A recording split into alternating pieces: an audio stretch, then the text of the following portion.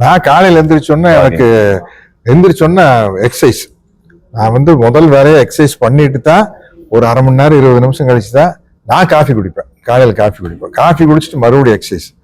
அப்புறம் சின்ன வயசுல தண்ணி அடிச்சிருக்காது படிக்கிறது அதெல்லாம் இல்லாம அப்புறம் எப்படிங்க? அதெல்லாம் இப்ப கிடையாது. அது காபி டீ அப்படி தண்ணி அடிப்பேன் நானு.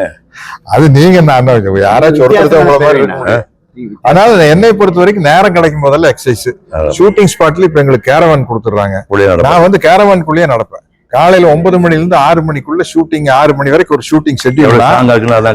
ஷூட்டிங் ஷெட்யூல்னா காலையில 9ல இருந்து 6 மணிக்குள்ள குறைஞ்சபட்சம் ஒரு 45 நிமிஷம் நடக்கும். அதுக்காக நல்ல வேகமா நம்ம கவுண்டமணியான சொல்லுவார், நடக்கிறது எப்படி நடக்கணும்னா கடங்கார துரத்துற மாதிரியே நடக்கணும். அப்பதான் வேகமா நடக்கணும்.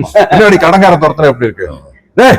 கடன் வாங்கி 3 மாசம் ஆச்சு, வட்டியும் கொடுக்கல, அசலும் கொடுக்கல, எங்களோ போறேன்னா நம்ம ஒரு வேகம் போவோம் இல்லைங்க. அப்படி நடக்கணும்னு கவுண்டமணியான